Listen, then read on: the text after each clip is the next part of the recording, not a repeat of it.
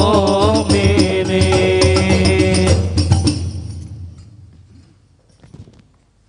Bismillahirrahmanirrahim. Alhamdulillah, salatu wassalamu ala sayyidina Rasulillah Sayyidina Muhammad ibn Abdullah wa ala alihi wa sahbihi wa man wallah, amma ba'd.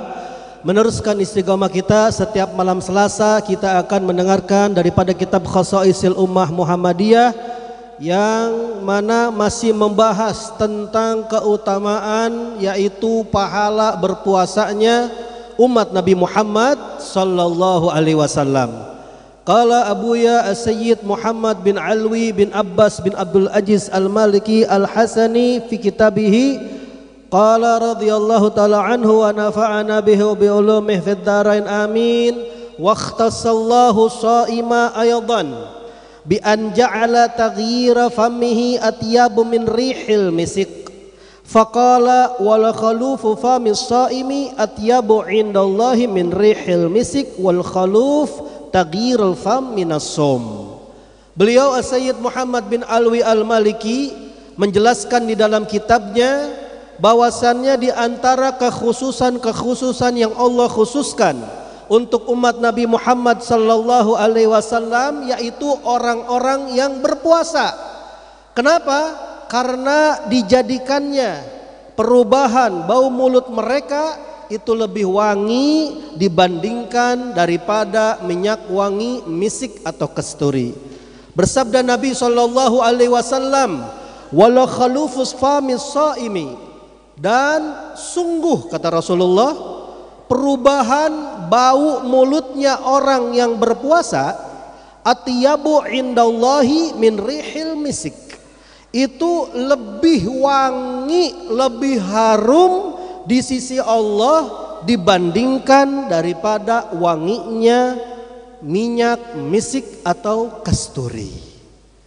Sekilas ini hadis biasa aja, tapi kalau diperhatikan terkadang orang salah paham. Kenapa? Karena dilihat di sini bau mulutnya orang berpuasa lebih wangi di sisi Allah daripada minyak wangi kasturi. Berarti Allah punya indera penciuman dong. Berarti kalau begitu Allah punya hidung dong. Karena di sini dibilang indallah, di sisi Allah. Sedangkan kepahaman seperti ini bertentangan dengan Al-Qur'an. Laisa kamitslihi syai'un wa huwas samiul basir. Allah tidak serupa sedikit pun dengan yang lain. Sampai di dalam kitab Aqidatul Awam saja di antara sifat-sifat Allah yang 20 itu ada satu sifat mukhalifun lil hawadithi. Allah itu berbeda dengan makhluk-makhluk yang baru diciptakan oleh Allah Subhanahu wa taala. Sehingga di dalam kitab Tauhid dijelaskan kullu ma khatara fi balik wallahu khilafu dzalik. Setiap apapun yang terlintas di dalam hatimu tentang Allah, ketahuilah Allah berbeda dengan lintasan yang ada di dalam hatimu. Kenapa? Karena sifat Allah berbeda dengan makhluknya. Berarti di sini artinya gimana?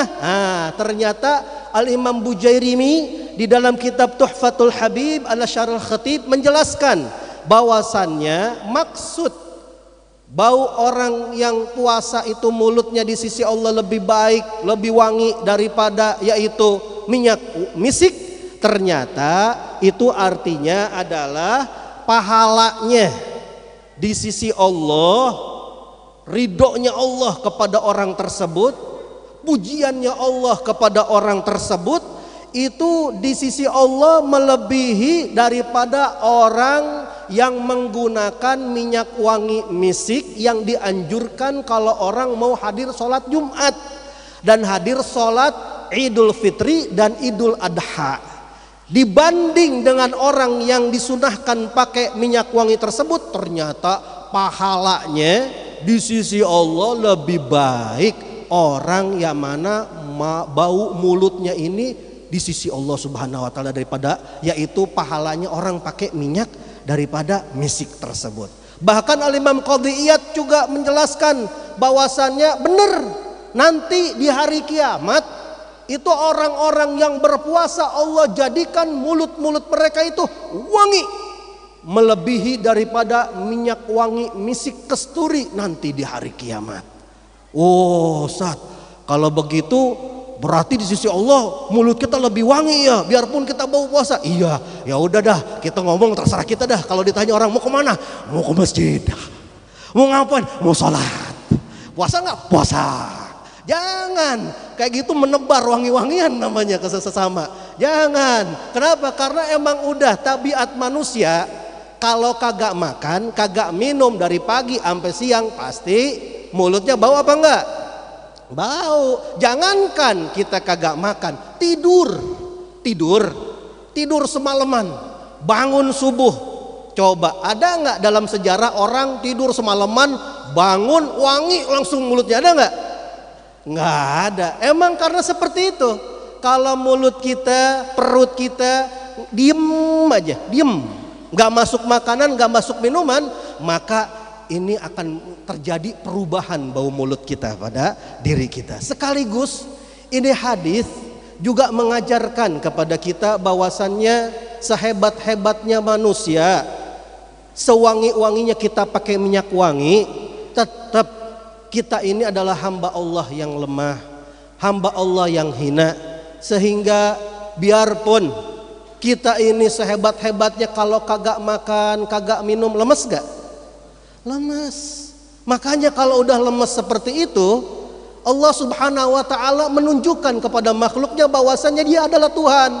Gak ada Tuhan makan. Ada gak Tuhan makan? Nggak ada. Makanya umat Nasrani ketika mengakui Nabi Isa adalah Tuhan, Allah cuma bilang kana yakulani to'am. Nabi Isa sama ibunya Siti Maryam dua-duanya masih makan. Kok jawabannya begitu Al-Quran? Iya, nunjukin bahwasannya sehebat-hebatnya manusia, sekuat-kuatnya manusia, kalau kagak makan lemes gak? Lemes. Dan kalau misalnya Tuhan dari manusia gimana? Gimana coba bayangin gak? Tahu nggak apaan? Tadi gue bukber sama siapa? Sama Tuhan. Lah Tuhan makan. Ini lebih parah lagi kalau misalnya apa? Tadi ketemu Tuhan di jalan, sian banget. Kenapa? Lemes. Gue traktir makan katanya.